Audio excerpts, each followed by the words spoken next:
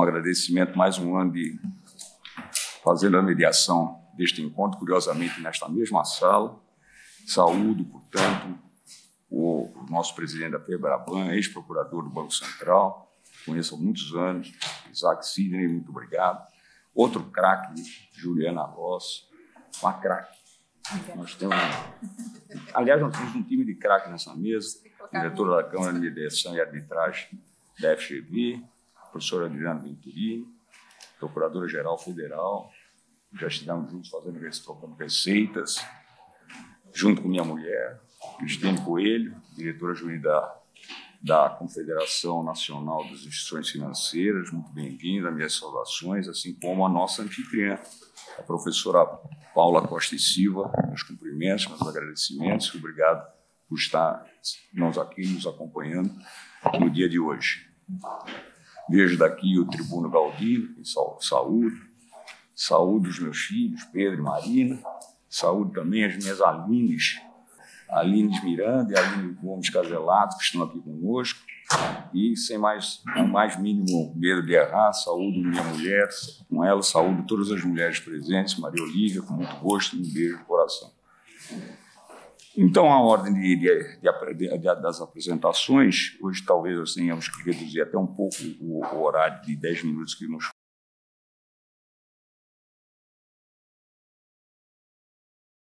a Isaac Sidney, ou seja, o presidente da FEBRABAN, e, como disse, ex-procurador do Banco Central, palavra de Vossa Excelência. Muito obrigado. Ministro, muito obrigado. Eu que agradeço o gentil convite do ministro Gilmar Mendes, doutora Laura Mendes, e quero também cumprimentar a todos dessa mesa, iniciando pelo ministro Moura Ribeiro. De fato, já tivemos aí oportunidades de muitos contatos, quando fui procurador-geral do Banco Central. Já são passados aí, ministro, 8 anos, e após deixar o Banco Central, acabei entendendo que deveria iniciar uma trajetória no setor privado, e estou há 6 anos na FEBRABAN. Quero cumprimentar também minha dileta amiga Adriana Venturini. Tivemos uma jornada juntos na AGU, quando fui procurador do Banco Central, e ela hoje procuradora-geral federal. Não só meus cumprimentos, Adriana, mas meus votos que você continue fazendo uma gestão bastante competente.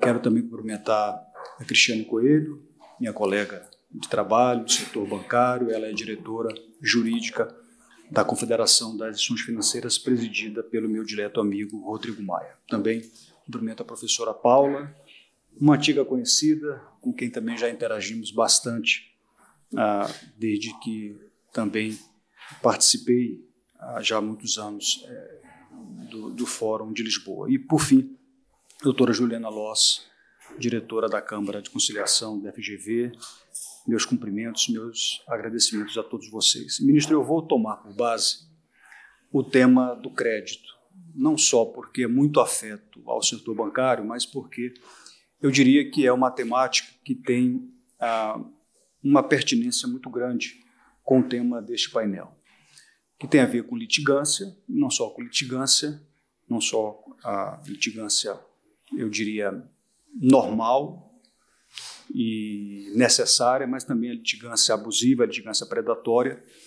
E o crédito, ele, para nós, do ponto de vista da litigância e também dos atores e dos agentes econômicos que concedem o crédito, que são os bancos, nós temos aqui, portanto, uma temática que guarda a relação com o tema do painel. Quando a gente olha, e o Felipe Salto está aqui, sabe disso, a gente olha os países e uma das, eu diria, das alavancas de qualquer economia é o crédito. E o crédito, ele pode ser medido, pode ser aferido de várias formas. Um dos caminhos, uma das formas, uma das métricas que se mede o crédito é a proporção do estoque de crédito no PIB, no Produto Interno Bruto de cada país. Por exemplo, nos Estados Unidos, nós temos o estoque de crédito hoje equivalendo a 200% do PIB. Então, isso é muito significativo, ou seja, o que tem de estoque de crédito nos Estados Unidos é 2 vezes o PIB americano. Quando a gente olha para os países da OCDE, nós vamos encontrar algo como 150% do PIB, ou seja, o estoque de crédito, o saldo de crédito nos países da OCDE equivale a 1,5 vezes o PIB dos países da OCDE.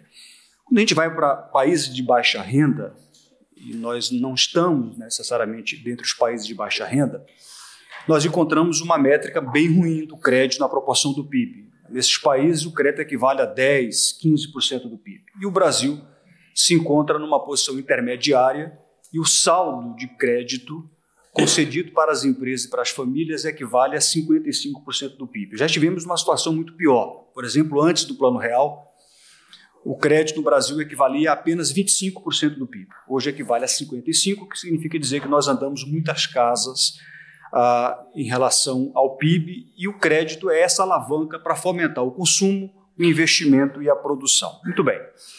Portanto, o Brasil se encontra numa posição que eu diria que é intermediária, e a reflexão que a gente tem feito no Brasil, eu já entro no tema do painel, é quais seriam as condições para que uma economia tenha ou possa ter um mercado de crédito forte, mercado de crédito seguro, mercado de crédito previsível. E o que a gente tem dito, que ao menos duas variáveis, né? Estabilidade macroeconômica, o que significa isso no dia a dia? Inflação previsível, inflação estável, inflação baixa. Isso é muito importante para o planejamento de longo prazo das famílias e das empresas. Então, do ponto de vista da estabilidade macro, não só a inflação, como uma política fiscal sustentável.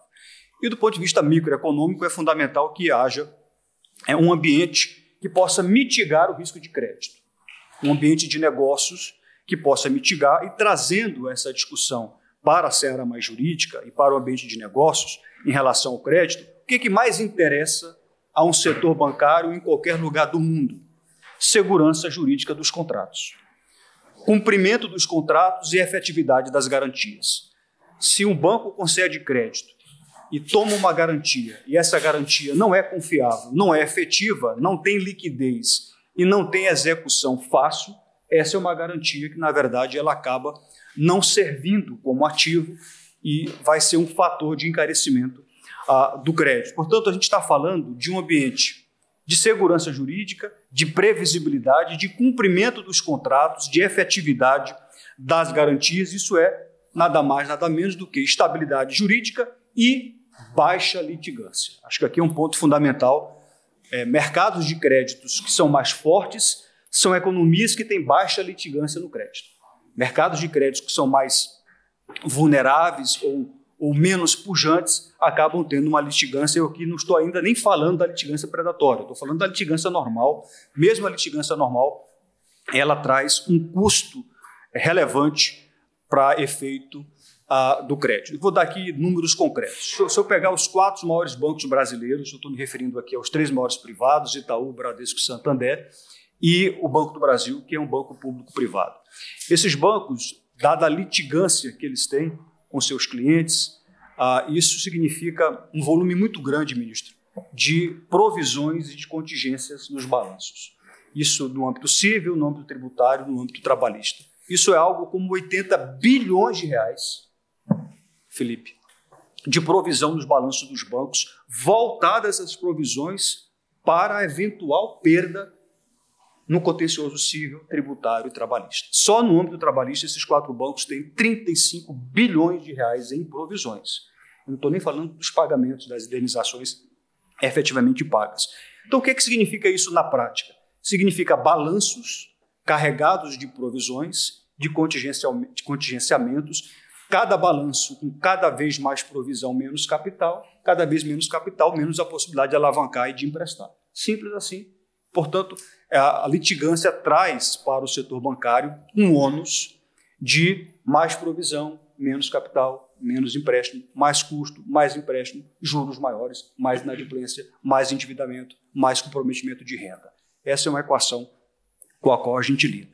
Se eu pegar, por exemplo, a seara trabalhista, ficar em um exemplo, ou 2, até pouco tempo se discutia qual era o índice de correção dos débitos trabalhistas no Brasil, não se sabia. A Justiça Trabalhista não sabia qual era, o Supremo decidiu e as cortes trabalhistas, enfim, a Justiça Trabalhista não cumpria, foram manejadas várias reclamações no Supremo para fazer com que a Justiça Trabalhista cumprisse, e há 2 anos que nós conseguimos fazer com que houvesse uma uniformidade de entendimento para saber qual é o índice de correção dos débitos trabalhistas de todas as empresas, sem segurança jurídica. Outro exemplo, gratuidade da justiça, que virou um veículo de litigância predatória.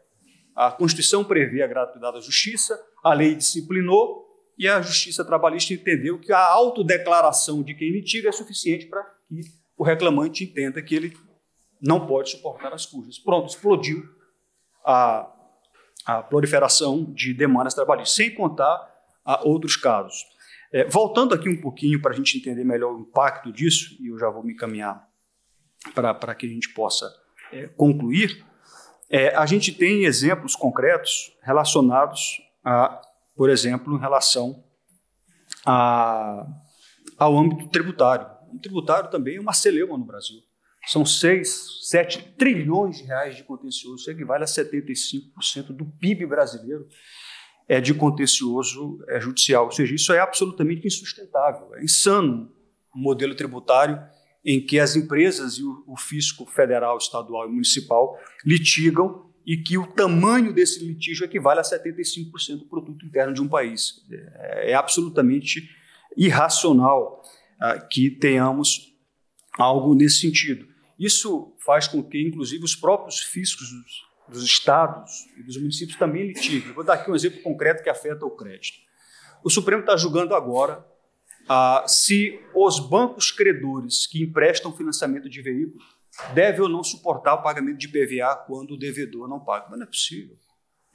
É algo absolutamente impensável que um banco empreste um recurso, esse tomador compra um carro, o carro fica alienado, o tomador não paga o IPVA e o Estado executa o banco para cobrar o IPVA. Quer dizer, onde é que está a segurança jurídica disso? Então, o que é que os bancos fazem? Como tem um risco de pagar o IPVA, embutem no preço do crédito. O que é preço de crédito? Juros, ponto.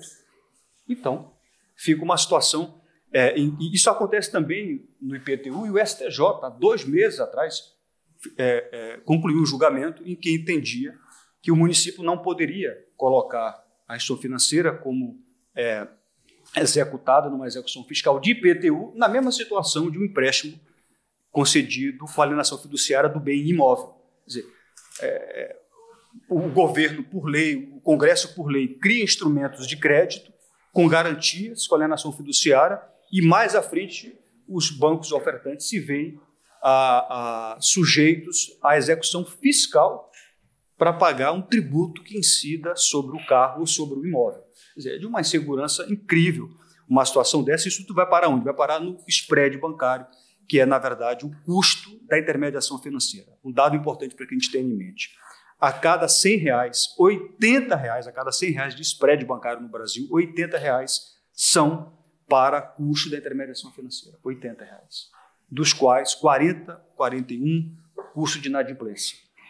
E o Brasil, falando em garantias, isso tem a ver com litigância, o Brasil hoje, dentre todas as geografias, na verdade nós só ganhamos da Turquia nesse quesito. Nós somos o país que menos recuperamos garantias de empresas que se submetem à recuperação judicial, que mais tempo demoramos para recuperar uma garantia e mais custos temos para tomar uma garantia.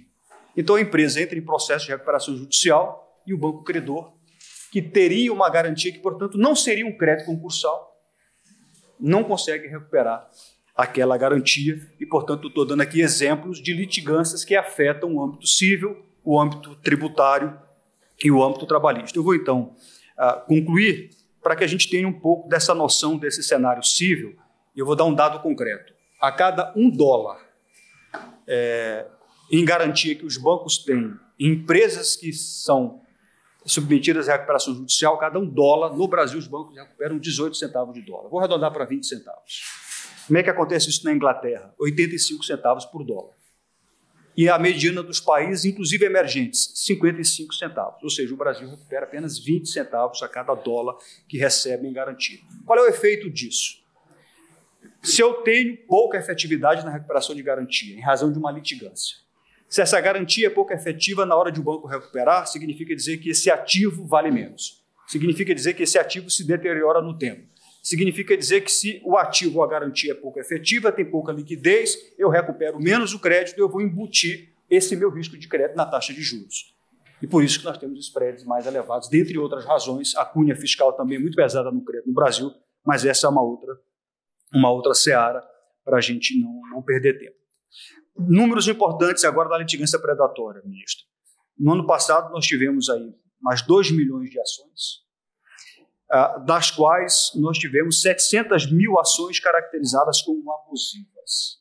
Isso, ações contra bancos, tá? 700 mil ações caracterizadas como abusivas e 90% dessas ações, os julgamentos foram improcedentes. Então, a gente tem aqui uma temeridade no manejo da ação judicial. E qual foi o custo disso? Como não existe almoço grátis, os custos que os bancos tiveram nessas ações abusivas, esses custos montaram 800 milhões de reais. Para onde vai esse custo? Para o spread bancário, para o risco de crédito, dentre outros custos que nós acabamos por absorver. A notícia boa, e com isso eu concluo, é que nós temos hoje o Estado engajado, já enxergando essa litigância abusiva predatória, fraudulenta. Nós temos iniciativas importantes no âmbito da AGU, no âmbito do CNJ. Isso faz com que nós nos encorajemos a buscar alternativas para enfrentar, afora toda uma atuada importante para a autocomposição de litígios. Nós temos os planos econômicos como o maior exemplo no setor bancário, ministro. Nós conseguimos compor com 350 mil poupadores, pagamos 5 bilhões e meio de reais por acordo homologado pelo Supremo Tribunal Federal. Planos econômicos que datam do final da década de 80, do início da década de 90. Portanto, há 40 anos, um grande litígio no Brasil. E aí eu ainda estava no Banco Central quando esse acordo foi firmado com a AGU, com a Febraban, não estava na Febraban na época. E nós agora, em 25, concluímos na relatoria do ministro Zanin, sucedendo o ministro Lewandowski, uma DPF. Conseguimos algo inédito. Numa DPF, firmar um acordo, logo numa ação de controle concentrado, que é muito difícil você ter um acordo, conseguimos pagar 5,5 bilhões a 350 mil poupadores. O CNJ também tem recomendações específicas, a mais recente é 159/24. Temos também um julgamento da relatoria de Vossa Excelência, ministro, que também nos trouxe parâmetro muito importante, inclusive no julgamento de recurso repetitivo, e isso, portanto, nos dá a dimensão do quanto, em conjunção de esforços, nós conseguimos avançar. Então, eram essas as considerações. Eu procurei trazer algo que pudesse, eu diria, tangibilizar o quão importante que a gente tenha mecanismos de autocomposição de litígio e tenha meios e instrumentos para poder não só prevenir, mas combater a litigância predatória. E o crédito é um exemplo disso. Hoje, no Brasil, nós temos quase 7 trilhões de reais de saldo em empréstimos concedidos. 7 trilhões de reais. Isso é algo importante, isso equivale a 55% do PIB. Quanto mais nós pudermos recuperar esse crédito, quanto menos litigância houver sobre esse crédito, mais a gente consegue retomar e reemprestar. Muito obrigado.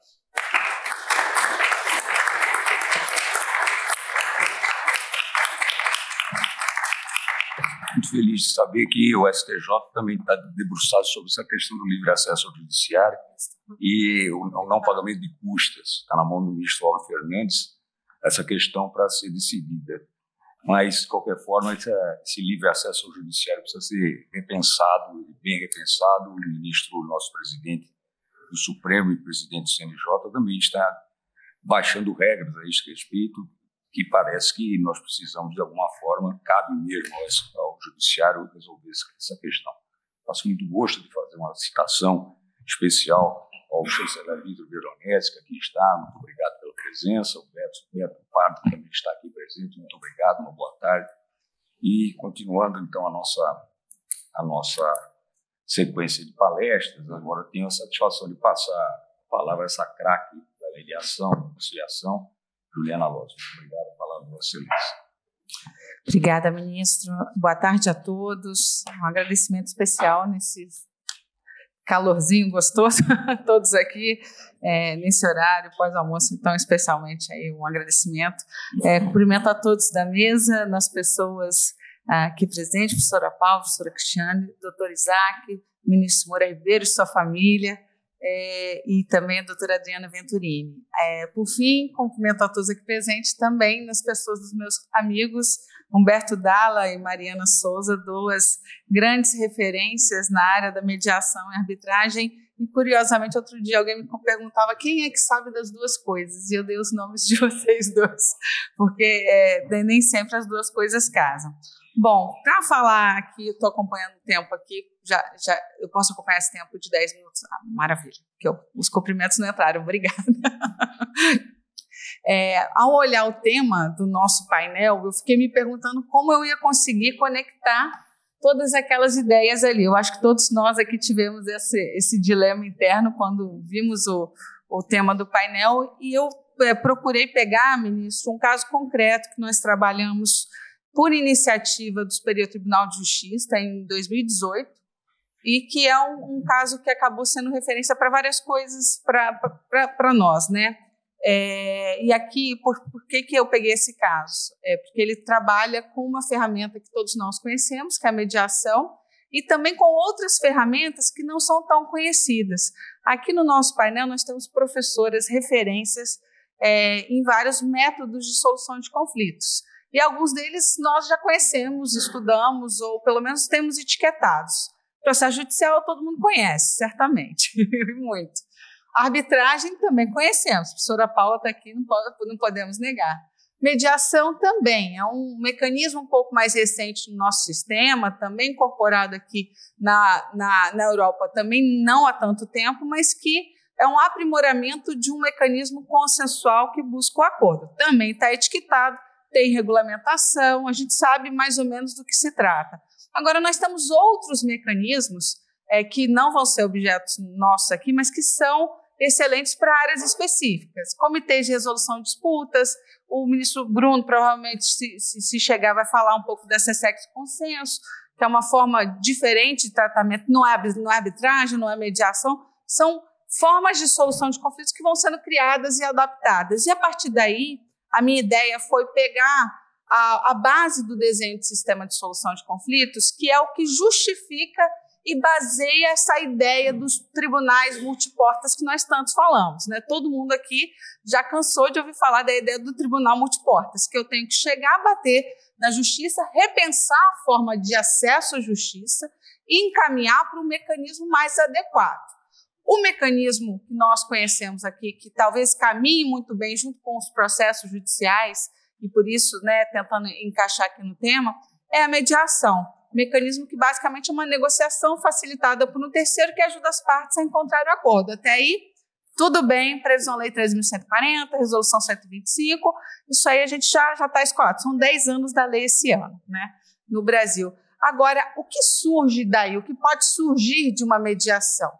Da mediação, algo que nós não lembramos e que pode surgir da mediação é justamente um retorno a essa ideia que o professor Frank Sander, lá no momento em que idealizou o Tribunal Multiportas, usa, que é justamente o arranjo de mecanismos. E aí eu posso trabalhar com arbitragem, posso trabalhar com mediação também, posso trabalhar com outros tipos de ferramentas como arbitragem não vinculante, ou que às vezes dá um retorno para a parte sobre como poderia ser a solução daquele conflito de uma forma adjudicada, mas ainda não faz de forma definitiva, e rearranja essas formas diferentes de solução para um caso, uma situação complexa e concreta.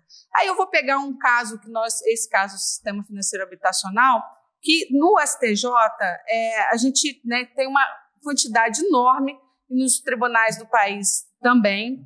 Esse caso envolve a discussão de vícios construtivos de uma série de imóveis financiados por esse sistema financeiro e envolve alguns atores, inclusive alguns que estão aqui, né? Acho que a AGU, a Caixa Econômica Federal, que é a gestora do fundo que foi criado para satisfazer, né, essas eventuais indenizações, praticamente todas as seguradoras do Brasil, e ainda outros atores que são os próprios mutuários e seus advogados. Para além disso, a gente tem ali, de forma satélite, CNSEG, SUSEP, Tesouro Nacional, dentro também a PGFN, porque, de alguma forma, todo mundo é englobado dentro dessa discussão que vai se tornando cada vez mais complexa e difícil de resolver.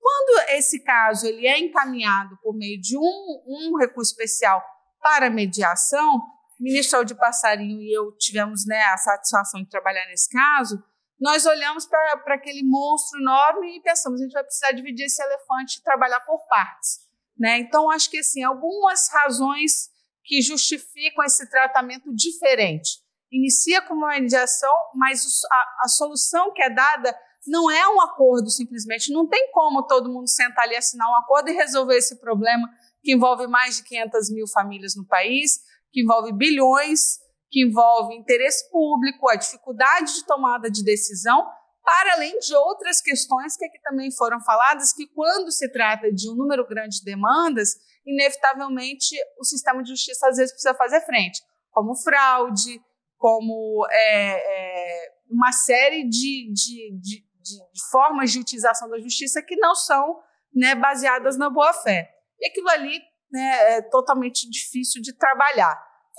Um monte de questões sendo discutidas no STF, no STJ, nos tribunais lá embaixo, inclusive um conflito de competência. E aí, enquanto nós trabalhávamos para buscar um protocolo, que não seria um acordo, não dá para solucionar um caso desse com um acordo, a não ser que seja 40 anos, talvez, né, doutor Isaac? Aí talvez a gente tivesse a possibilidade de olhar de uma forma diferente. Mas nós fizemos um protocolo e imaginamos uma série de projetos pilotos. Aí um primeiro problema que surge é o seguinte: eu tenho um conflito de competência. Como é que eu vou fazer se eu tiver um acordo? Onde que eu vou homologar esse eventual acordo? E aí, para isso, nessa mediação, ela acaba sendo usada para soluções procedimentais. Por exemplo, o uso da cooperação jurídica, ferramenta excepcional, pouquíssimo conhecida e inovadora que está no nosso Código de Processo Civil. A União Europeia sabe muito bem o valor dessa ferramenta, né? Sobretudo no âmbito aqui internacional, e que nós precisamos usar. Aí, uma forma foi prática de um ato concertado entre Tribunal Estadual e Federal. E aí, para isso, a gente vai para uma discussão, até o doutor Isaac comentou aqui, da dificuldade que, obviamente, existe de trabalhar numa solução consensual em discussão de constitucionalidade. É o que muitos diriam assim: olha, mas eu posso negociar uma constitucionalidade? Ou a norma ou a situação vai ser constitucional ou vai ser inconstitucional? Mas a questão é a seguinte: para que existe o sistema de justiça? A pergunta anterior é essa: eu não estou negociando a constitucionalidade, eu não estou negociando a competência quando eu pratico um ato concertado de cooperação jurídica que supõe a assinatura de 2 juízes diferentes, justamente para não enfrentar aquela questão. Eu estou solucionando um conflito concreto. Então, sim, é possível eu ter uma solução acordada em situações que são levadas ao judiciário, não por sua beleza abstrata. Eu não quero discutir. Se fosse para discutir abstratamente a constitucionalidade de uma norma ou a competência do juiz, eu faço nos bancos da academia, a gente pode fazer aqui no fórum. Mas eu estou trabalhando um caso concreto, e aquela ação, ainda que de forma concentrada, ela surge por conta de casos concretos. Portanto, nessas horas, justamente a resposta que nós temos é a seguinte: olha, o sistema de justiça ele existe para solucionar e pacificar um conflito porque ele não foi resolvido antes. Então, para finalizar essa abordagem que eu quis trazer um pouco mais voltada para a base do desenho de sistema, é justamente pensar por que o sistema de justiça existe, antes de discutir qualquer questão acadêmica dentro dos tribunais. Então, se eu estou pacificando, se eu estou solucionando conflitos que existem, eu estou cumprindo com o meu papel do sistema de justiça. E aí, por último, um olhar para a litigância abusiva, que nós cansamos de falar, é um olhar dual. Eu tenho, de um lado,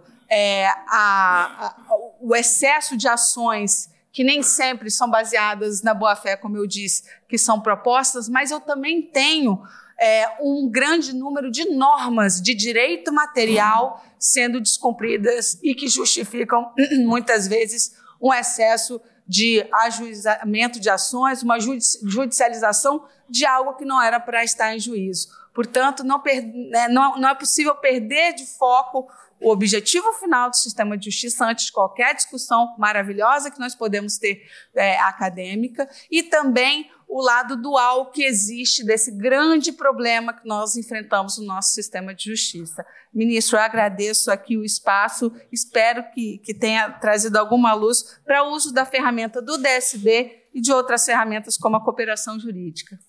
Obrigada.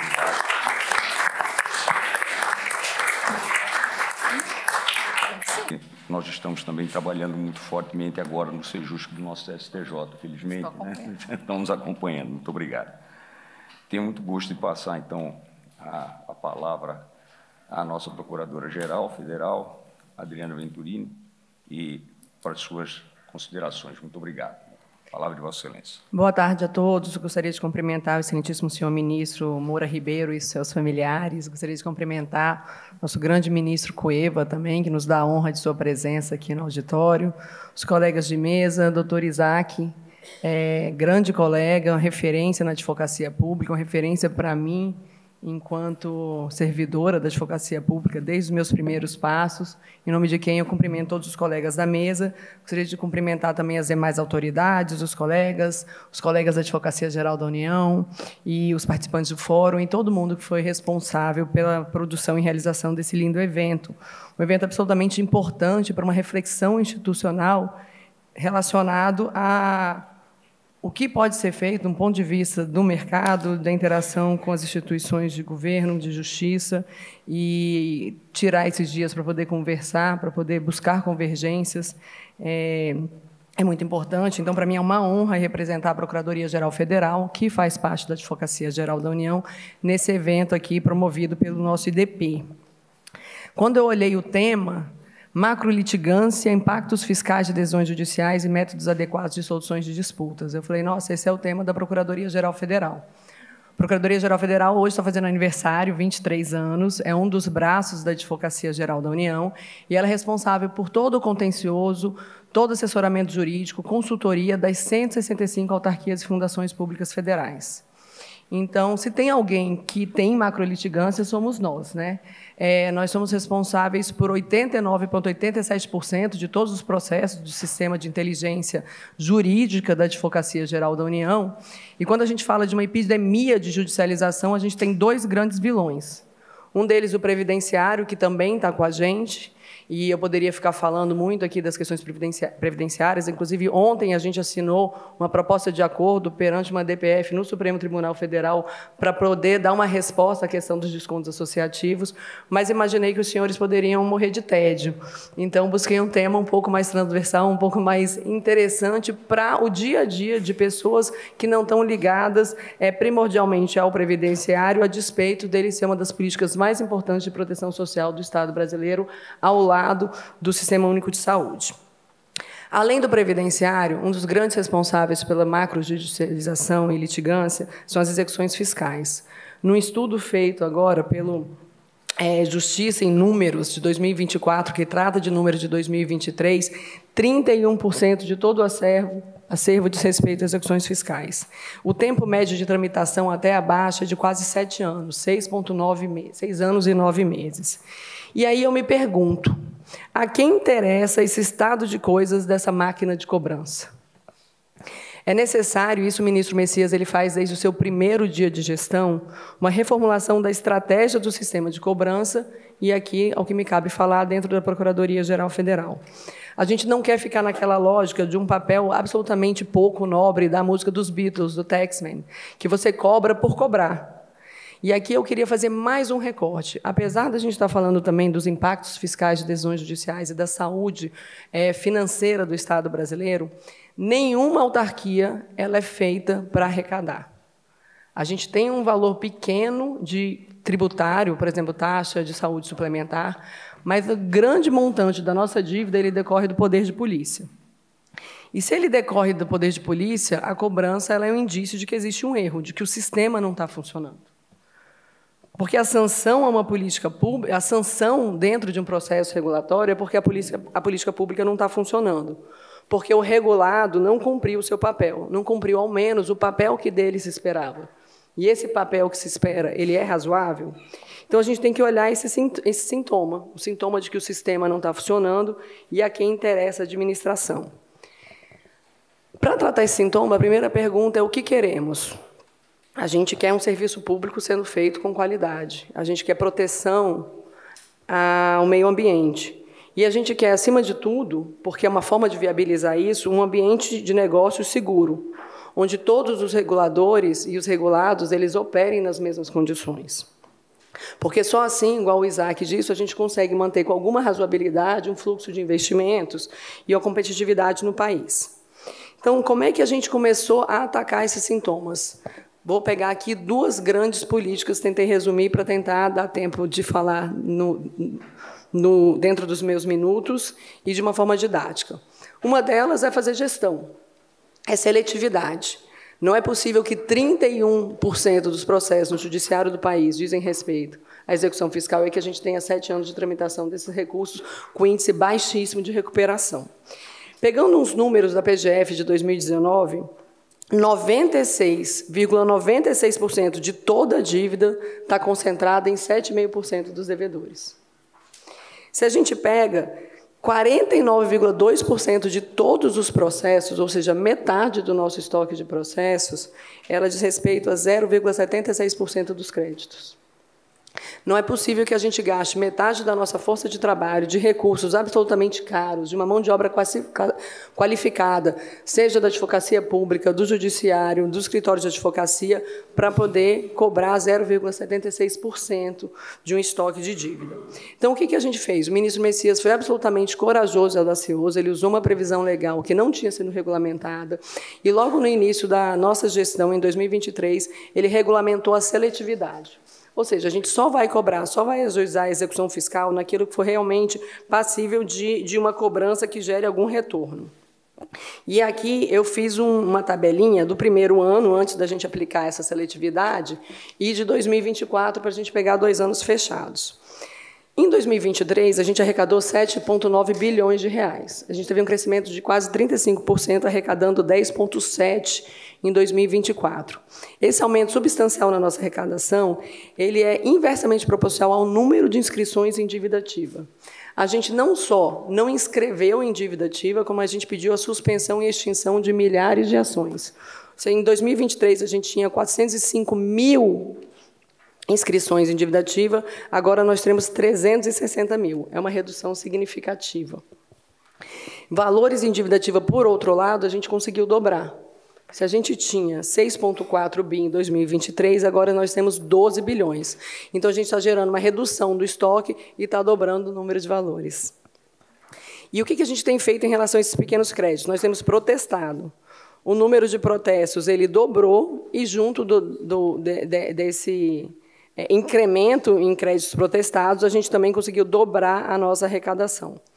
E, em relação ao número de execuções fiscais efetivamente tocadas pela PGF, se a gente tinha 50 mil novas execuções fiscais em 2023, a gente diminuiu para 23 mil, ou seja, menos da metade em 2024, e mantivemos os nossos índices de arrecadação. Então, um dos nossos grandes braços é a adoção de critérios de seletividade para que a gente possa, de fato, colocar o esforço e a utilização da máquina pública para conseguir arrecadar de forma eficiente. E agora a parte mais interessante. A gente também tem fomentado bastante e tem avançado, e agradeço aqui o registro do meu amigo Isaac em relação aos créditos da AGU e junto com o CNJ, para a gente fortalecer soluções negociais. Uma questão disruptiva que foi criada pelo ministro Messias é a nossa CEJAN, que é uma Câmara de Promoção de Segurança Jurídica no Ambiente de Negócios. O que a gente precisa? A gente precisa de segurança jurídica, a gente precisa de previsibilidade e a gente precisa garantir esse fluxo de investimento e competitividade. Nessa Câmara, a gente consegue ter diagnósticos jurídicos estruturados, identificar obstáculos, sejam eles jurídicos, e nisso a gente consegue superar, por meio de pareceres jurídicos, novos entendimentos, obstáculos normativos, e a gente faz um esforço, seja uma questão regulamentada por nível de decreto na Casa Civil ou mesmo alteração legislativa, para que a gente tenha propostas que possam dar uma resposta efetiva a essa questão, e a gente não precisa ficar brigando, como no caso dos planos econômicos, que eu acho que foi um aprendizado para toda a sociedade brasileira, e buscando sempre um incentivo a soluções consensuais, porque, se não existe um consenso, a gente vai continuar litigando no nosso sistema multiportas e essas soluções elas vão ficar sempre sem resposta, e isso aumentando o nosso custo, a nossa taxa de juros, em prejuízo a todas as políticas públicas. A gente também tem feito transações ordinárias para trabalhar com esse passivo de forma organizada, com grandes descontos, uma previsão que a Lei 13.988 de 2020 nos autorizou a Procuradoria-Geral a fazer, e com 21 acordos a gente teve um retorno de 12,3 bilhões de reais nesses últimos 4 anos. No ano passado, a gente conseguiu também aprovar uma lei, que é uma transação extraordinária, o chamado Desenrola, e a gente conseguiu extinguir 2.667 processos, trazendo um retorno imediato de 4,2 bilhões de reais aos cofres públicos, o que representou esse incremento na nossa arrecadação. A gente tem avançado também na adesão de contencioso de pequeno valor, por edital. Por exemplo, a gente quer que a política pública funcione, e esse é um trabalho lindo que a gente fez. Foram injetados 7 bilhões de reais na economia, na área da cultura, e esse foi um dos setores mais atingidos na época da pandemia. Todos os beneficiários, potenciais beneficiários desse incremento de investimentos estatais, eles estavam impedidos de contratar porque tinham dívidas com o poder público em função da situação que eles estavam expostos à pandemia. Nós fizemos uma busca ativa e oferecemos descontos de até 70% baseado na lei que pode garantir esses descontos para crédito de difícil ou impossível recuperação. E o que a gente tem buscado agora, e isso é uma orientação do ministro Messias, e a ideia é que a gente avance a longos passos nos próximos meses, com base na Lei 14.973 de 2024, que é essa que criou o Desenrola, ela estendeu para Procuradoria-Geral Federal, ou seja, para créditos decorrentes do nosso poder de polícia, decorrentes de decisões regulatórias, a possibilidade de fazer transação e fazer contratos de adesão de contencioso para relevante e disseminada controvérsia jurídica. E, nisso, a gente consegue resolver a macrolitigância, combatendo e preservando os impactos fiscais das decisões judiciais de forma uniforme e segura. E também, principalmente, a transação por interesse regulatório. E, nisso, para além da CEJAN, a gente já tem feito câmaras específicas, por exemplo, na NTT, com reuniões periódicas em relação ao transporte terrestre de passageiros, em relação ao transporte rodoviário, ao transporte ferroviário, para que a gente possa garantir essas soluções jurídicas e essa convergência e soluções negociais que possam atender à saúde financeira do mercado regulado e, assim, a continuidade dos serviços públicos no menor custo possível. Já indo aqui para minhas palavras finais, eu, enquanto representante da advocacia pública, eu quero reafirmar o nosso compromisso de que o Estado brasileiro, o governo, ele está engajado com buscas de soluções que possam, de fato, conectar a advocacia pública, o Estado brasileiro, à nossa realidade. O que é que a sociedade quer, o que é que ela precisa, para além daquela visão míope, cartesiana, do ou não é constitucional, até que ponto a gente pode questionar a constitucionalidade daquele ato numa visão literal, conforme a doutora Juliana nos falou aqui mais cedo. Então, a gente está disposto para poder não só olhar o problema de forma macro e dar soluções macros, fazendo gestão, como no caso da seletividade, mas, principalmente, vários espaços onde a gente possa apresentar e fortalecer discussões, diagnósticos e propostas com base em soluções negociais. E é uma honra poder estar aqui, eu acho que esse ambiente é absolutamente propício para isso, para que a gente possa conversar, entender as várias perspectivas e os impactos das nossas decisões de uma forma mais transversal e mais responsável. Então, assim, é um prazer estar aqui nessa mesa, é um prazer estar ouvindo vocês. Muito obrigado, ministro, mais uma vez, pela oportunidade.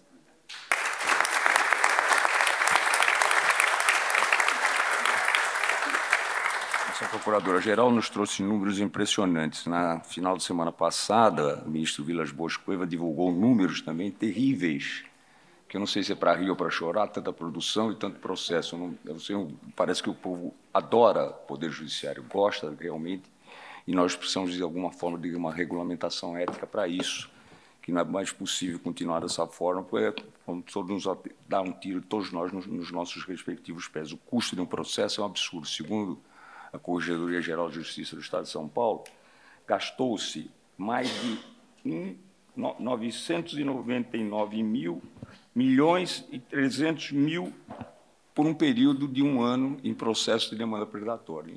Não é possível continuar assim. Tenho muito gosto de fazer uma saudação especial ao ministro Sebastião Reis Júnior, sua mulher Ana Maria, que, quando eu estava para entrar, tomar posse no STJ, abriu as portas da sua casa e fez um jantar maravilhoso, e disso eu não me esqueço e falo sempre com muito gosto, com muita satisfação, esse acolhimento fraterno que tive. Tenho muito gosto agora de passar a palavra à diretora jurídica da Confederação Nacional das Instituições Financeiras, doutora Cristiane Coelho. Palavra de Vossa Excelência. Alô? Pronto. Muito obrigada, ministro, por mais uma vez estar aqui na coordenação de uma mesa da qual participo. Fico muito honrada e lisonjeada por ter a sua participação conosco.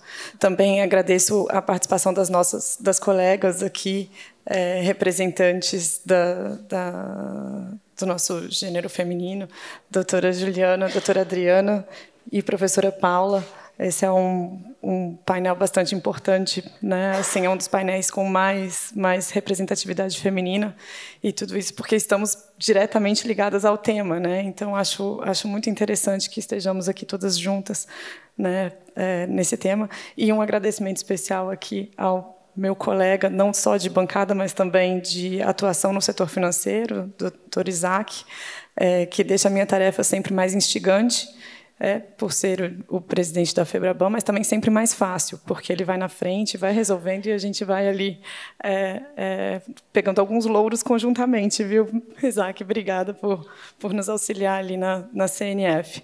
A CNF é uma organização que, além da FEBRABAN, pega outras 14 instituições, outras associações das instituições financeiras, e, por isso, o tema da litigância predatória, da macrolitigância, não só da predatória, só que a litigância como um todo, é tão caro para nós, né? O Isaac falava aqui de números que afetam o nosso setor diretamente. Por exemplo, a litigância trabalhista, né? Ele próprio já colocou o número aqui de 35 bilhões provisionados para a questão trabalhista. Colocou aqui também o problema da litigância predatória, em que mais de 30% das ações judiciais ajuizadas contra o setor são mapeadas como predatória. E o sarrafo é alto. Então, o que é dito como predatória? São aquelas ações em que o litigante não tem um documento. Ele nunca fez um acordo com a instituição financeira. Então, ele aposta que a instituição financeira vai demorar para respondê-lo. Ou, então, o litigante não conhece o seu advogado. Então, quando são chamados para uma audiência de conciliação, ministro, o litigante fala, não sei por que eu estou aqui. Desconheço essa ação. Essas são as litigâncias predatórias que temos identificado.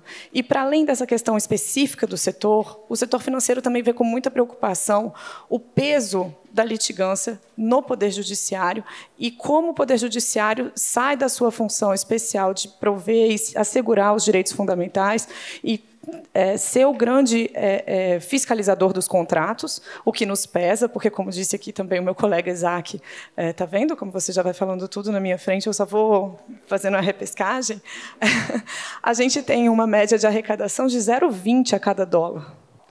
E isso tem muito a ver com o peso que o Poder Judiciário tem da quantidade de ações em que ele é provocado, do tempo que se leva com a litigância e das questões, como é que a gente consegue focar o Poder Judiciário para ele servir os seus propósitos de uma forma melhor. Então, esse eu acho que é o desafio, que é o nosso desafio, é o desafio tanto que a professora Juliana colocou aqui, né, como é que a gente sai em algumas contendas do Poder Judiciário para ir para uma solução negocial. Isso não é sempre a única, né, forma. Às vezes, o litígio é o litígio. É o que, né, a própria doutora Adriana Venturini também colocou como que a PGF tá se abrindo a soluções multiportas. E eu queria falar um pouquinho do papel da FIM. Agora nós somos FIM, não somos mais CNF. Só muda o jeito de nos chamar. Então, as contribuições da FIM nesse macro sistema aqui de tentativa de soluções da litigância predatória. A gente tem uma preocupação, primeiro, com respeito aos precedentes vinculantes. Então, a gente tem...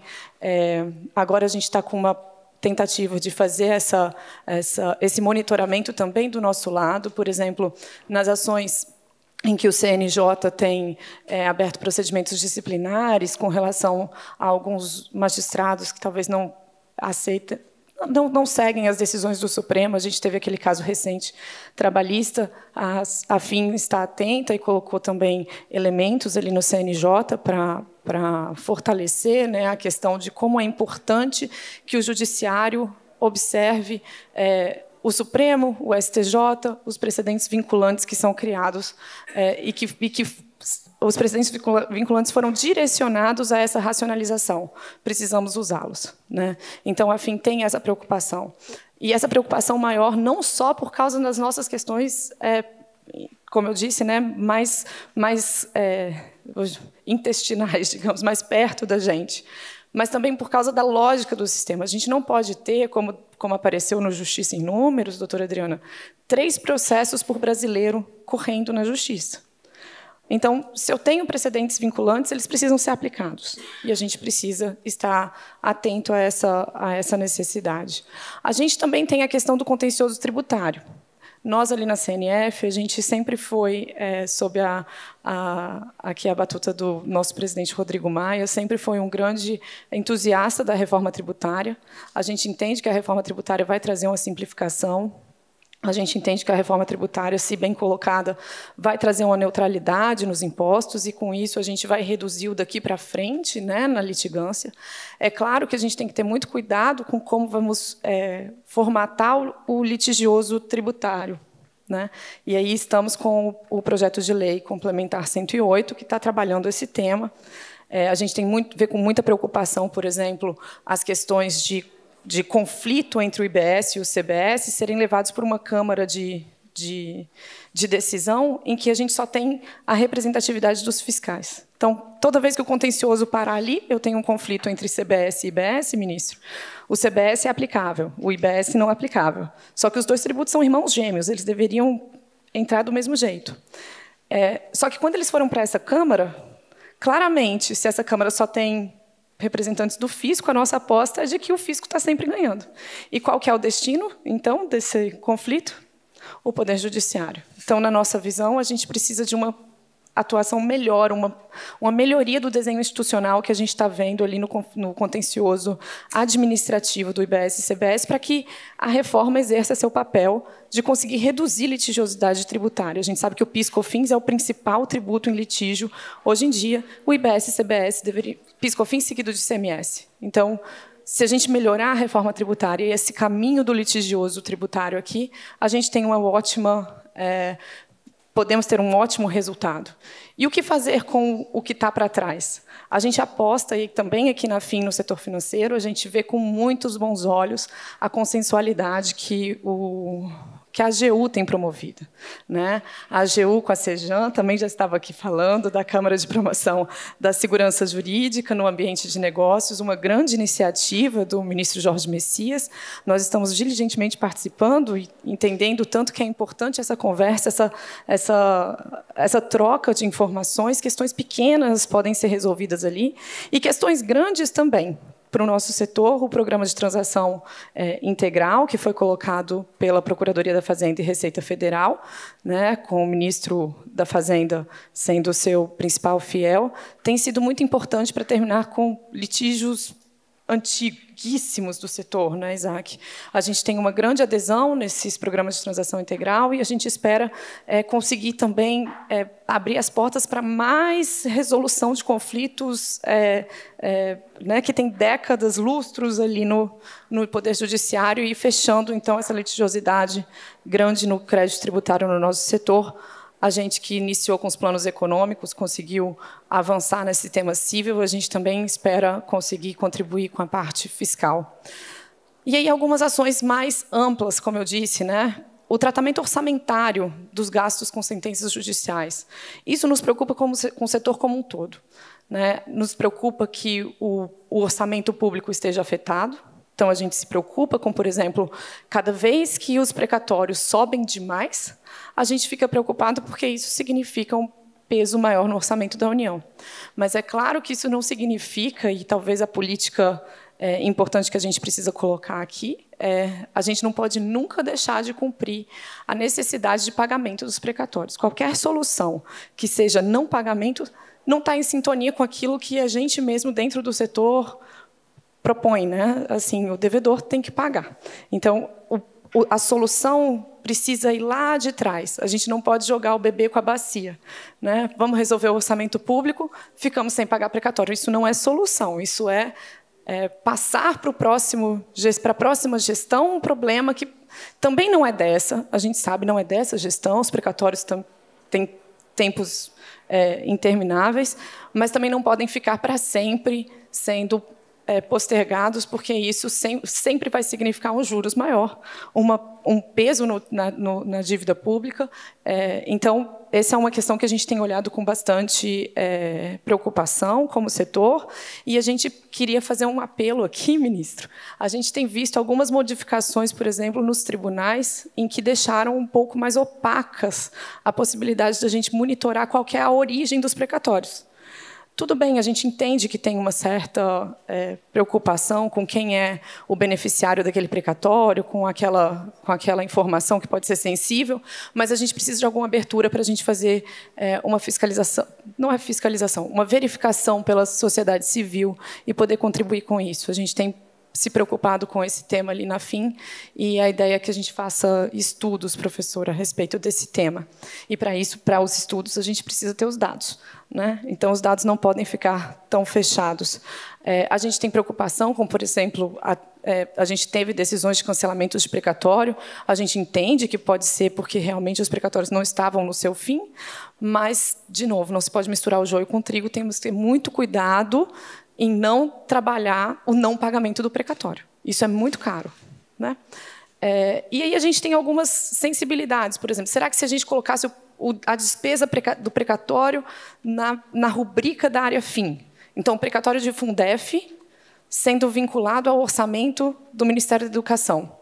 É certo que o ministro da Educação muda, mas os seus gestores estão sempre lá. Será que isso não vai dar uma certa vinculação entre o promotor da política pública e aquele gasto? Será que isso não vai melhorar aquela política pública, porque a gente tem mais sintonia entre um e outro? E passando para outro caso, que também nos toca, mas a gente gostaria de olhar mais por cima, a questão da própria litigância abusiva, que a gente tem tratado aqui, ministro. A gente, como o senhor próprio colocou, o ministro-presidente do CNJ muito preocupado com a questão. A gente teve uma resolução pelo ministro Mauro Campbell também, né, assinada também pelo ministro Mauro Campbell, a recomendação 159 de 2024, que colocou itens para serem verificados pelo Poder Judiciário para entender, identificar e trabalhar aqueles litígios abusivos. E nós, enquanto setor, a gente está preparado para formatar um acordo de cooperação técnica com o CNJ. Ele foi recente, as assinaturas estão acontecendo hoje, tá, desse acordo de cooperação técnica, em que o setor financeiro, juntamente com o setor aéreo, juntamente com o setor de telecomunicações, com o setor de construção civil e com o setor de planos de saúde, estamos assinando esse acordo de cooperação técnica, em que a gente vai viabilizar a construção de um sistema para todo o Poder Judiciário, para uso de todo o Poder Judiciário, para o mapeamento dessas litigâncias, por exemplo, litispendência. Então, a gente tem um determinado... pode até ser um beneficiário da Previdência, que está litigando em 2 comarcas diferentes, a mesma ação. É isso que a gente está procurando viabilizar aqui, a verificação. E também livre acesso e gratuidade da justiça, também estamos de olho, atuando no Congresso, atuando nos repetitivos, e essas são as contribuições do setor. Fico muito agradecida pela possibilidade de apresentação. Obrigada a todos.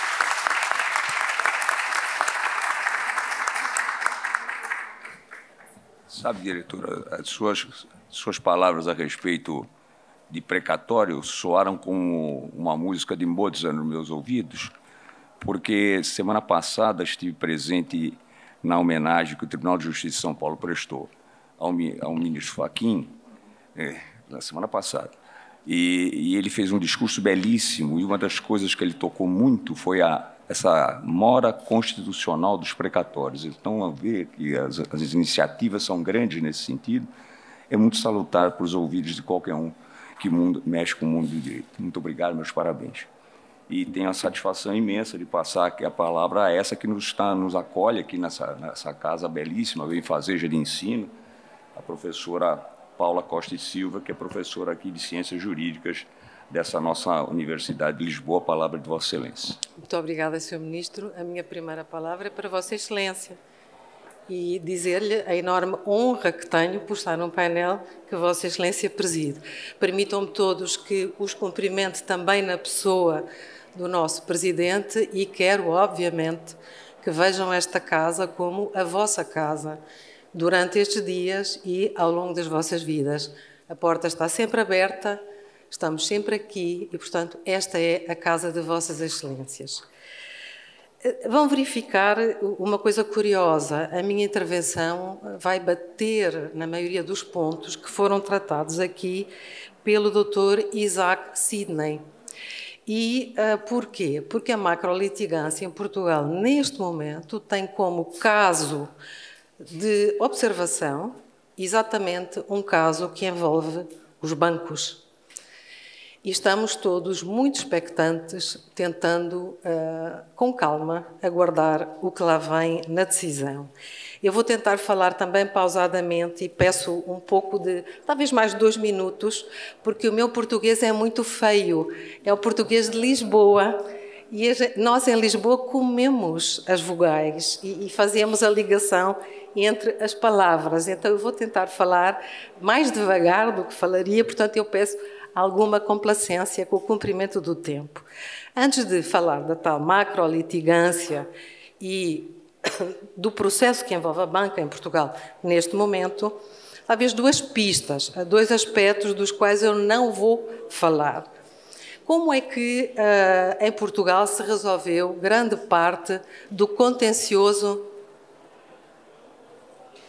Não sei se o ministro Bruno Dantas quer sentar-se já aqui, se não quer. Aqui mesmo.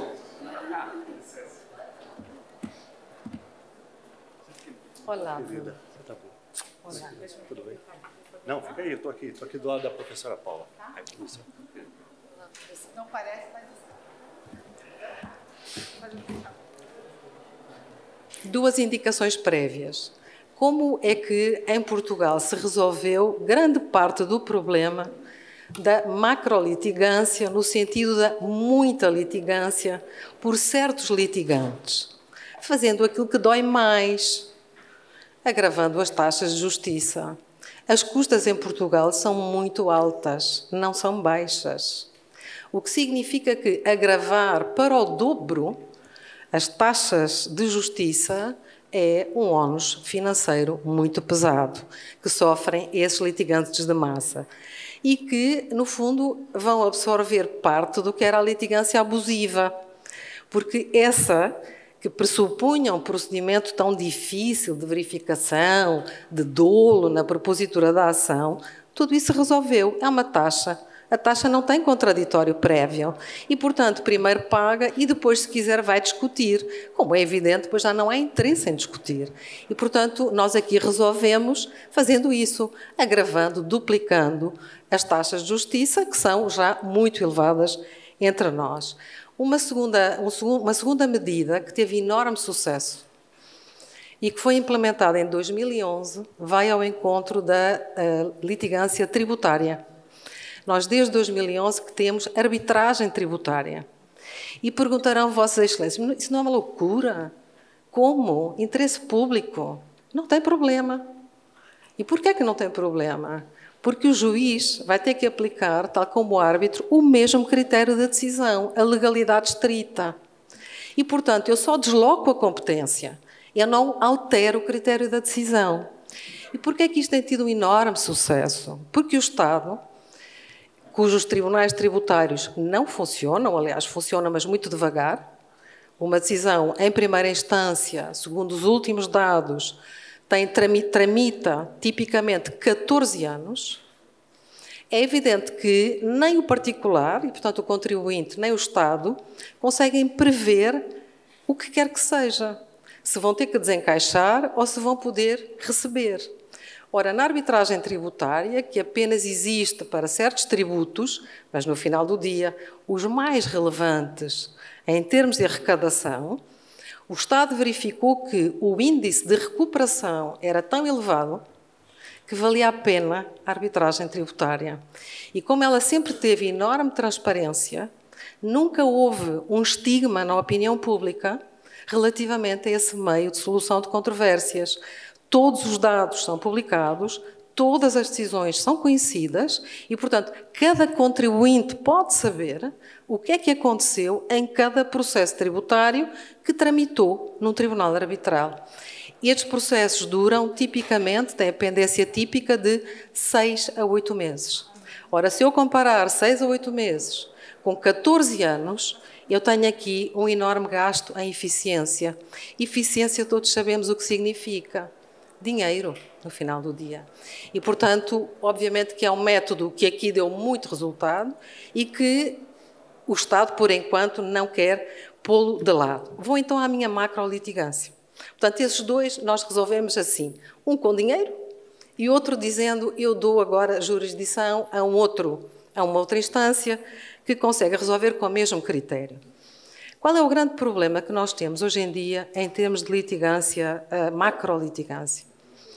São as ações coletivas.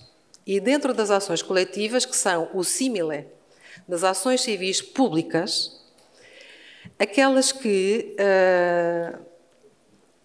curiosamente, são qualificadas como ações populares. Qual é o problema? É que, como são qualificadas como ações populares, não pagam custas. Portanto, o demandante está isento do pagamento de custas. O que, na minha perspectiva, é um total absurdo, porque há um evidente interesse económico subjacente a estas ações.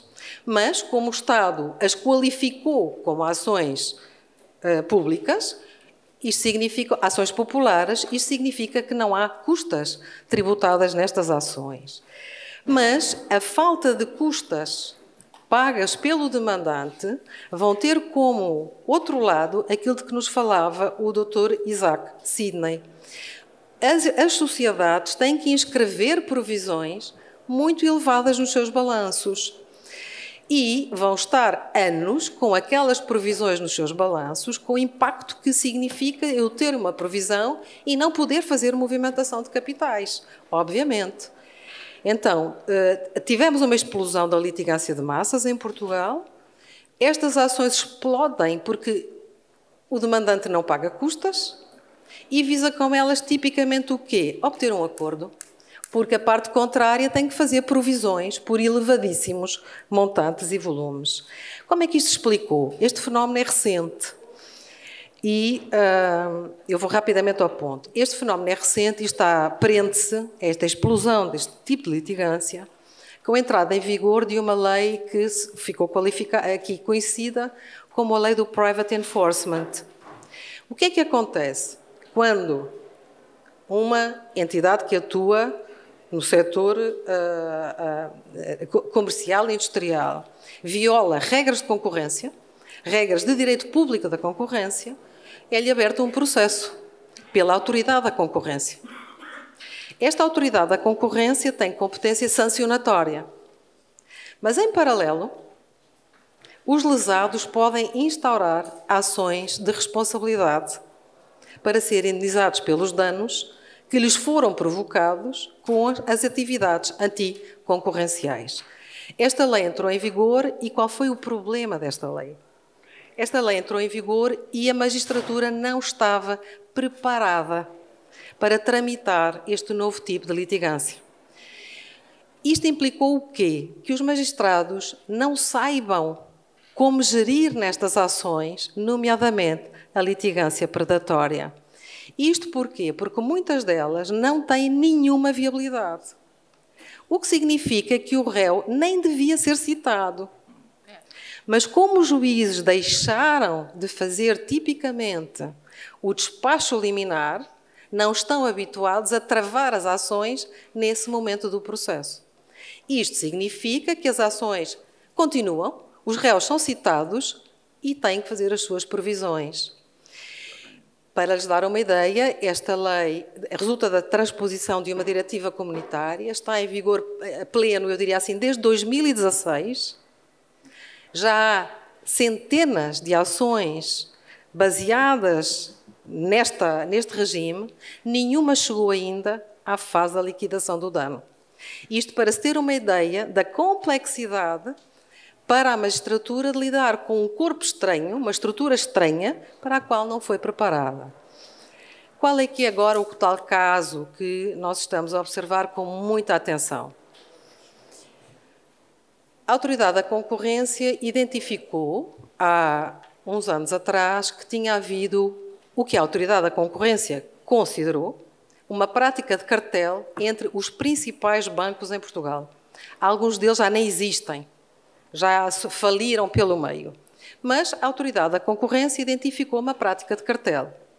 Desencadeou imediatamente um procedimento para a aplicação das sanções, das coimas, que correspondiam ao ilícito de violação das regras de concorrência. Aplicou uma pesadíssima sanção aos bancos, uma pesadíssima sanção financeira, e os bancos, obviamente, recorreram desta decisão.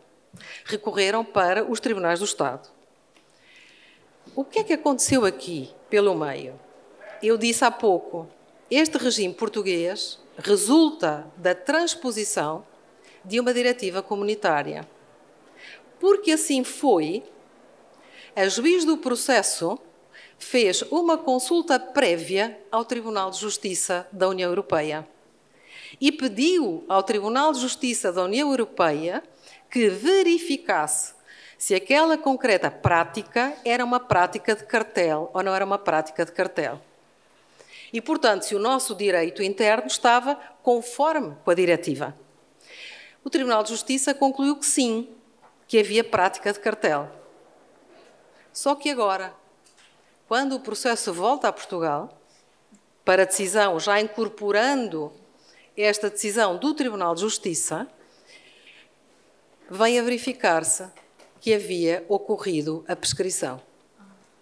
E, portanto, no processo contraordenacional, neste momento, nós sabemos que ocorreu a prescrição. De que é que nós agora... Bem, além de haver recurso, como é evidente, neste momento, vamos ver o que é que os tribunais ainda entendem quanto à prescrição. Os tribunais superiores, a primeira instância considerou que havia prescrição, só que, em paralelo com este processo que corria na Autoridade da Concorrência, foram instauradas várias ações de indemnização por vários lesados ou alegados lesados por esta prática de cartel, que vem desde 2010. E, portanto, vamos fazer as contas ao que pode ser o dano quantificado neste momento por esta prática de cartel. Para lhes dar uma ideia, são bilhões de euros que estão neste momento, em termos de pedido global indemnizatório, pendentes nos tribunais portugueses. Mas há aqui uma circunstância. Como o processo da Autoridade da Concorrência e a sua decisão se diz prescreveu, a decisão proferida pela Autoridade da Concorrência não tem qualquer eficácia no procedimento indemnizatório. Porque, tipicamente, a decisão da Autoridade da Concorrência verificou todos os pressupostos da responsabilidade civil, com exceção do dano. Mas agora, os lesados, os supostos lesados, perderam essa base porque, supostamente, houve prescrição da decisão. E nós diríamos assim, os bancos estão muito melhor colocados, porque, pelo menos, não há uma decisão que possa ter alguma eficácia nos processos de responsabilidade civil. Só que eu diria, como Camões nos Lusíadas, lê do engano. Porque é evidente que este processo vai tramitar durante décadas. O que significa que durante décadas os bancos que ainda não faliram e que até se chegar lá eventualmente não venham a falir, vão ter que ter provisões por bilhões de euros de indemnização nos seus balanços. E, portanto, este é um enorme problema que está...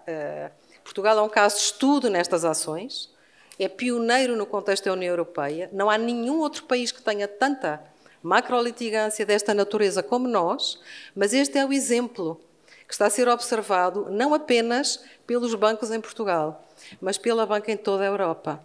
Porque esta decisão irá ter eficácia irradiante, como é evidente. Saber da prescrição, saber depois como são as ações stand-alone a seguir. Toda a banca europeia está a olhar para este caso português para ver o que é que Portugal vai decidir. Provavelmente já não será no meu tempo histórico, por aquilo que pude dizer a Vossas Excelências, e, portanto, se eu já estiver eu própria numa outra instância desmaterializada, eu agradeço que alguma alma caridosa faça lá chegar a notícia. Eram estas as indicações. Muito obrigada, Sr. Presidente.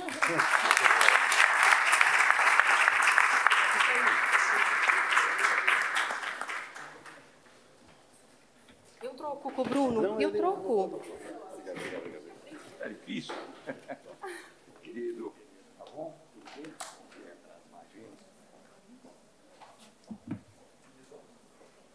Antes de passar a palavra ao nosso ex-presidente do TCU, ministro do TCU, jurista de mão cheia, tem um livro sobre processo civil de repercussão geral que é Bíblia para nós. Eu quero fazer uma menção a uma pessoa que conheci e que a Covid levou. Ele me ensinou uma coisa muito interessante, presidente, que é melhor uma capelinha cheia do que uma catedral vazia. Mas eu estou vendo essa catedral lotada. Então, fico muito feliz de ver aqui dentro dessa catedral o imortal Zé Roberto Castro Neves, aqui conosco.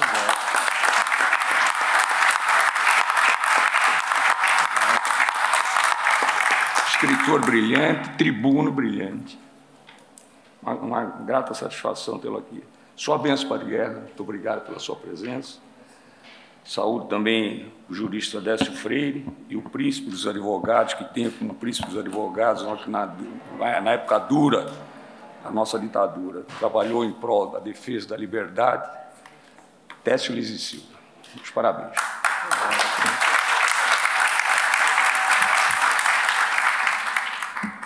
Tenho muito gosto de passar a palavra ao ex-presidente, sempre presidente do TCU, ministro do TCU, querido amigo, ministro Bruno Dantas. Palavra de Vossa Excelência. Bom, muito boa tarde. Eu cumprimento a todos aqui na pessoa do nosso presidente de mesa, ministro Moura Ribeiro. Também quero fazer uma saudação muito especial a essa qualificadíssima plateia, na pessoa desse amigo que é o ministro Sebastião Coelho, também no professor Fred Didier Júnior, que está aqui na plateia. Dizer, viu, ministro Moura Ribeiro, sem embargo dos nomes que já foram... Várias declarações acolhidas, foi lá embargo.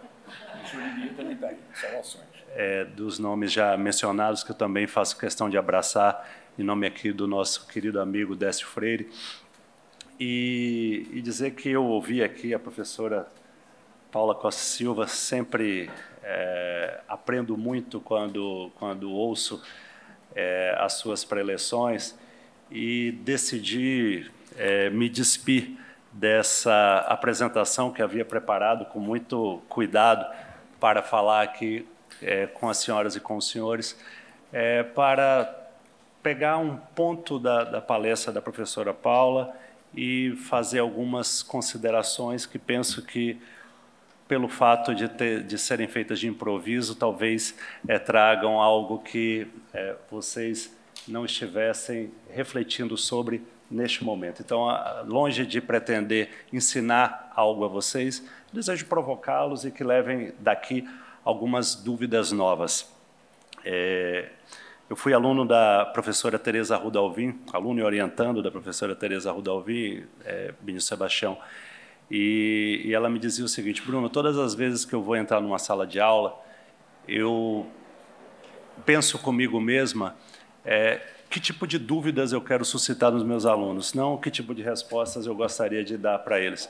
E eu acho que esse é o papel de um professor, não é dar respostas bem envelopadas, e sim suscitar questões que despertem nas pessoas, no público em geral, o seu espírito crítico, que elas próprias consigam construir as suas respostas, naturalmente a partir de bases metodológicas e bases racionais que permitam aquela conclusão. Então, eu ouvia a professora Paula e ela falou como aqui em Portugal e na União Europeia, de certa forma, também há um pouco da reprodução desse comportamento, como as ações populares, e no Brasil nós temos as ações populares, mas nós temos as ações civis públicas, como elas têm utilizado o critério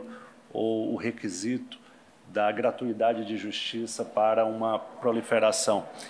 E eu passei agora, professora Paula, uma temporada nos Estados Unidos, um sabático de 6 meses lá na Universidade de Nova York, e é muito difícil, Isaac, explicar para um americano o que é uma coisa julgada secundo evento litis e uma coisa julgada secundo evento probatione. Eles simplesmente não entendem, porque o direito anglo-saxão, que se inspirou naquilo que o direito romano tinha de mais eficaz, que era dar respostas definitivas para os problemas e não respostas amarradas a tecnicalidades. Infelizmente, a nossa tradição brasileira, a lusitana também, em certa medida, nós temos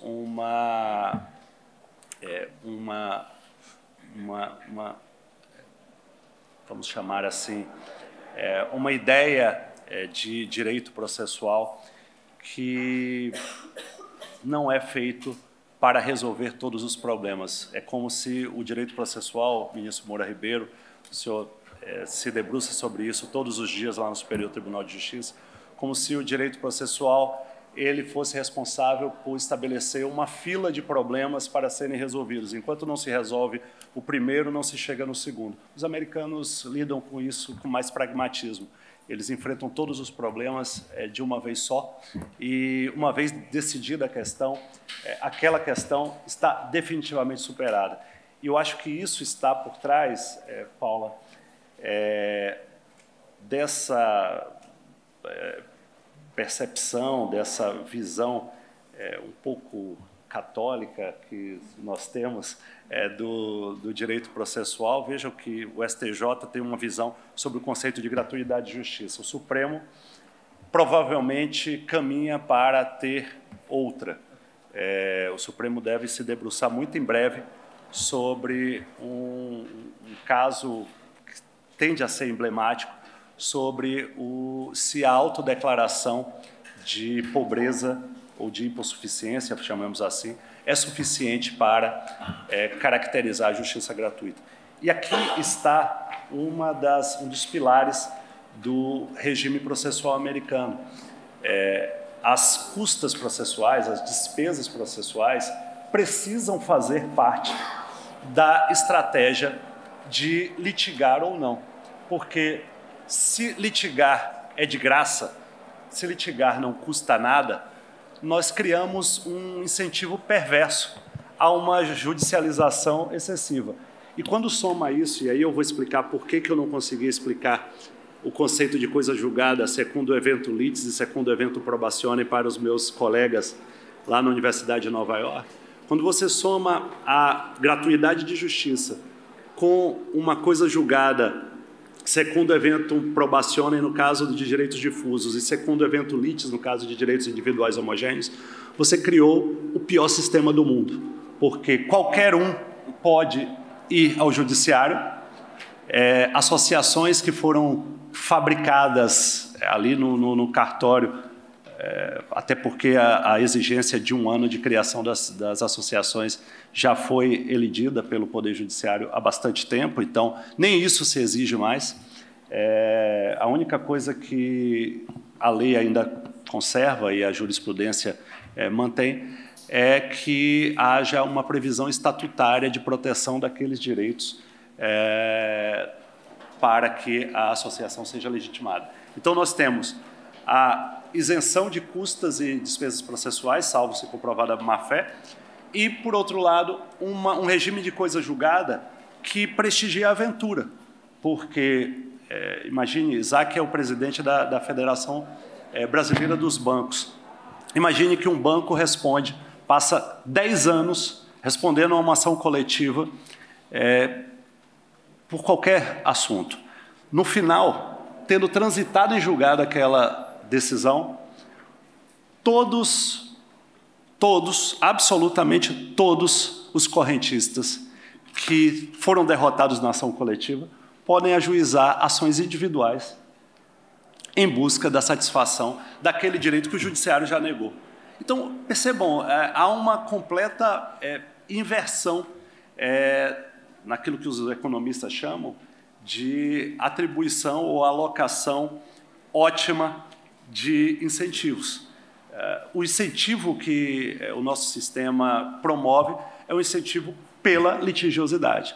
E aí, claro, nós temos algumas técnicas, algumas estratégias, alguns caminhos que têm sido construídos. Por exemplo, quando o ministro Dias Toffoli presidiu o Conselho Nacional de Justiça, ele constituiu uma comissão de juristas, presidido pela ministra Isabel Galotti, sua colega de STJ, e teve como relatora a professora Tereza Arruda Alvim. Eu fui membro dessa comissão, e nós tentamos remodelar a Lei de Ações Coletivas, a Lei da Ação Civil Pública. Só um detalhe, a Lei da Ação Civil Pública é de 1985, o Código de Defesa do Consumidor é de 1990, e essas duas leis formam aquilo que os processualistas chamam de microsistema de processo coletivo no Brasil. Uma lei de 85 e uma outra lei de 1990. Nós apresentamos essa proposta ao ministro Dias Toffoli, ele fez chegar ao Congresso. Na época, o presidente Rodrigo Maia era o presidente da Câmara dos Deputados. Como o presidente Rodrigo Maia tem um estilo participativo, ele dividiu com outros parlamentares a autoria do projeto. Esse projeto foi apresentado pelo deputado Marcos Pereira.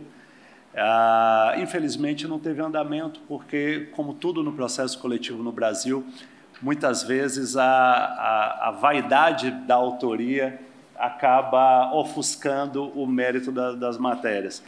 Rapidamente houve um segundo projeto que discutia outras questões e, na verdade, nenhum dos dois andou e ficamos com a legislação subótima que nós temos.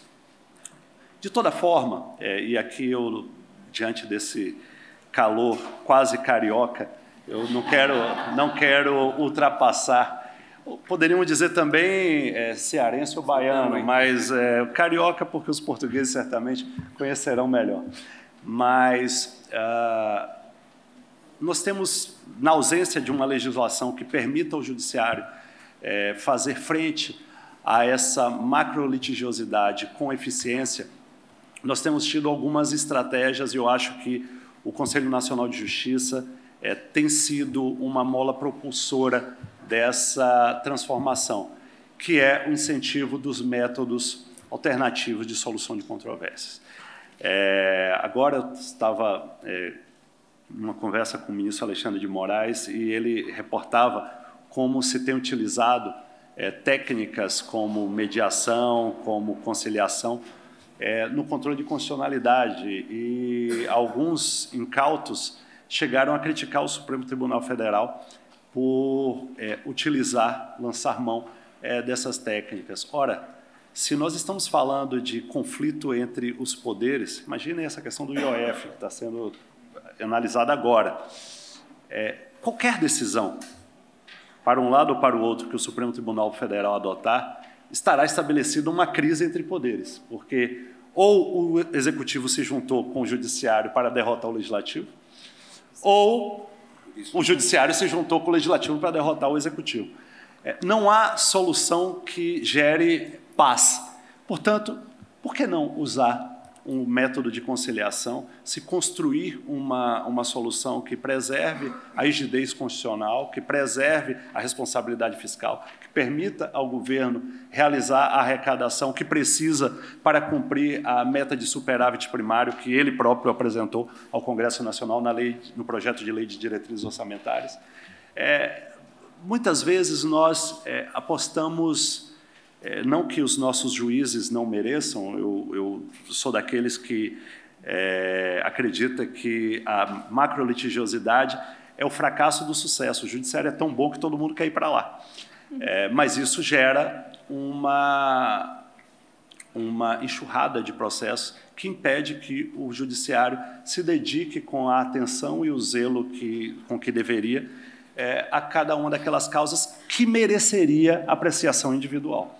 há causas, e aqui, meu querido ministro Moura Ribeiro, há causas que poderiam perfeitamente ser julgadas por teses, como o Supremo Tribunal Federal faz com a repercussão geral.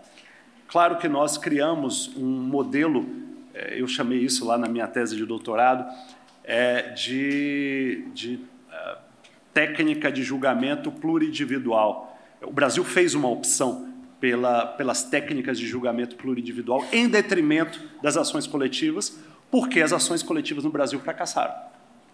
Essa é que é a verdade. As class actions nos Estados Unidos sofrem uma crise, a Europa nunca aceitou o modelo de class actions, e o Brasil, que criou lateralmente um modelo de ações coletivas, também,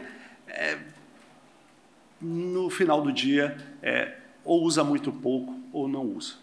Então, nós temos que, primeiro, e aqui como eu estou tendo a responsabilidade de fazer a fala de fechamento do painel, eu penso que nós precisamos reformar a Lei da Ação Civil Pública, porque não é razoável, não é inteligente, não é útil ao país que os incentivos errados sejam aplicados no caso de processos coletivos.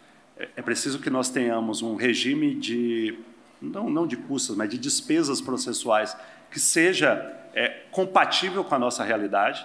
Segundo, é preciso que nós tenhamos um modelo de certificação do autor que representa um grupo, uma classe, uma coletividade. Não é possível ter uma presunção a priori de que qualquer autor coletivo representa de fato aquela classe. Nos Estados Unidos, esse processo de certificação é muito rigoroso, e quando pensou-se em afrouxar um pouco, a Suprema Corte americana entrou e endureceu mais. Então, nós temos que trazer essas boas lições para o Brasil, reformando também o modelo de coisa julgada, que, infelizmente, não deu certo. É claro que, lá em 1985, quando nós estávamos introduzindo as ações coletivas no Brasil, aquilo representava uma espécie de salvaguarda para o cidadão de que não haveria uma associação oportunista que iria propor uma ação frívola para prejudicar a população. Eu creio que, se nós fizermos as amarras adequadas na certificação, nós podemos liberar a ponta da coisa julgada. E aí, com isso, nós teríamos uma plataforma de disposições processuais, contando com uma ação, um regime de ações coletivas moderno, com um regime de tutela plurindividual que já é moderno. Precisamos aprovar urgentemente a relevância para o Superior Tribunal de Justiça. Não é honesto exigir que o Superior Tribunal de Justiça julgue 350 mil casos por ano. Na verdade, a Ordem dos Advogados do Brasil já vem se convencendo que os próprios advogados perdem com isso. Então, é preciso aprovar a relevância para o Superior Tribunal de Justiça, e é preciso também investir mais em métodos como conciliação, como mediação. A arbitragem, infelizmente, tem ficado para trás porque revelou algumas dificuldades que, quando nós aplaudíamos aquela lei lá, apresentada pelo saudoso senador Marco Maciel, hoje, infelizmente, a arbitragem se tornou cara demais, demorada demais e, o pior, sigilosa demais, criando zonas de proteção ao segredo que, em certa medida, são incompatíveis, pelo menos no Brasil, com aquilo que estabelece o artigo 93 da Constituição Federal. Presidente Paulo Moura Ribeiro, eu falaria aqui muitos minutos a mais, mas eu penso que seria uma maneira indelicada de retribuir a atenção que recebi desse auditório. Muito obrigado.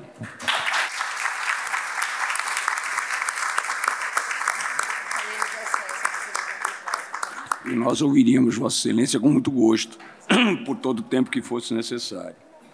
Então, estamos caminhando para o fim Vamos terminar o painel. Queria agradecer mais uma vez o convite que me foi feito pelo ministro Gilmar Mendes. Quero dizer à professora Paula que Portugal deu a mesma solução que nós demos no Superior Tribunal de Justiça a respeito de demanda predatória. Curiosamente, eu fui o relator do tema e curiosamente, nos acertamos na mesma solução. E queria fazer uma menção a Paulo de Tarso Vieira Sanseverino, que foi o homem que levou para o Superior Tribunal de Justiça essa ideia de que é possível, sem dúvida alguma, nós nos voltarmos mais para o jurisdicionado, tentando tampar as lacunas legais que o legislador nos deixa, porque o legislador não tem embaixo de declaração. Então, fica fácil a ele fazer como quer. Presidente, eu noto que todo congresso, as mesas sempre tem flores. Essa não tem, mas também com as pessoas, com as mulheres que aqui estão, não precisaríamos de flores de lenho. Muito bem.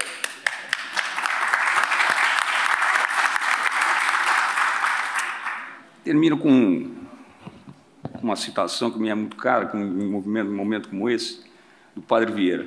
Há muita diferença entre o semeador e o que semeia, há muita diferença entre o soldado e o que peleja, e há muita diferença entre o governador e o que governa. Encontros como esse fazem exatamente essa ideia de quem peleja para o bem comum, para a cidadania e para a dignidade de todos nós. Muito obrigado a todos, mais uma vez, uma boa tarde.